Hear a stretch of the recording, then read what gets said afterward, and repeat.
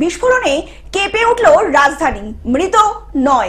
বিহার ভোটের আগে সোমবার সন্ধ্যায় বিস্ফোরণে কেঁপে উঠল দিল্লির লালকেল্লা সংলগ্ন এলাকা। সোমবার সন্ধে ৬:৫২ নাগাদ গেটের উল্টো দিকে রাস্তার সিগন্যালে একটি গাড়ি এসে দাঁড়ায়। দিল্লি পুলিশ কমিশনার সতীশ গোলবাচনের আসা গাড়িটি লাল সিগন্যালে দাঁড়াতেই বিস্ফোরণ ঘটে। গাড়িটিতে একাধিক যাত্রী ছিলেন। বিস্ফোরণের ফলে আশেপাশের একাধিক গাড়িতে আগুন ধরে যায়।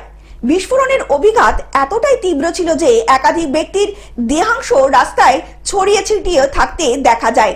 ঠিক কোন গাড়িতে দুর্ঘটনা ঘটেছে তা নিয়ে এখনো সংশয় রয়েছে। ওই ঘটনার ফলে সরাসরিভাবে নজরে মৃত্যু কজনের কথা জানানো হয়েছে, তবে বেসরকারি মতে মৃতের সংখ্যা আরো বেশি। আহত হয়েছেন এক মহিলা সহ ২০ জন। লালকেল্লা মেট্রো স্টেশনের কাছে ট্রাফিক সিগন্যালে দাঁড়িয়ে থাকা একটি i-20 গাড়িতে বিস্ফোরণের ফলেই এই ঘটনা বলে জানিয়েছেন কেন্দ্রীয় স্বরাষ্ট্রমন্ত্রী অমিত শাহ। অন্যদিকে তদন্তের সূত্র ধরে সোমবার রাতে গুরুগ্রাম থেকে ইতিমধ্যেই একজনকে গ্রেপ্তার করা হয়েছে।